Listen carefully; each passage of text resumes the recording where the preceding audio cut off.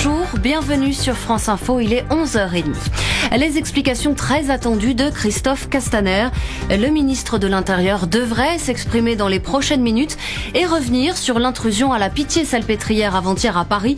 Le soir même, il avait parlé d'une attaque de l'hôpital.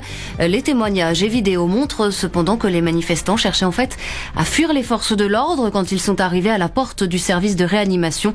Dans l'opposition, plusieurs voix réclament aujourd'hui la démission du ministre. C'est le cas de Nicolas Dupont-Aignan de Debout la France ou d'Adrien Quatennens de la France Insoumise. Les 32 personnes en garde à vue dans cette enquête ont été libérées hier soir.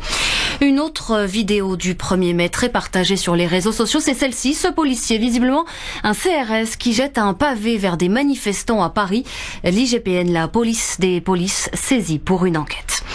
Le Sénat refuse de créer un nouveau crime d'écocide, crime de destruction et dégradation d'un écosystème. Le texte proposé par les sénateurs socialistes rejeté la nuit dernière. La droite majoritaire juge que la proposition de loi présentait trop d'imprécisions. 7 ou 8 hommes cagoulés et armés de fusils mitrailleurs. Un braquage dans une société de fabrication de bijoux. C'était ce matin à Châtillon-le-Duc dans le Doubs. Les braqueurs ont menacé les salariés présents. Ils ont pris la fuite avec une vingtaine de kilos d'or et plusieurs de platine. Une vaste plateforme de trafic sur le Darknet démantelée. La justice allemande annonce ce matin l'interpellation de 3 personnes soupçonnées de gérer le 2e plus gros marché mondial du web profond. Une plateforme de vente de drogue, de données et de documents falsifiés. L'Inde, frappée par le cyclone Fani, au moins 2 morts ce matin d'après les autorités.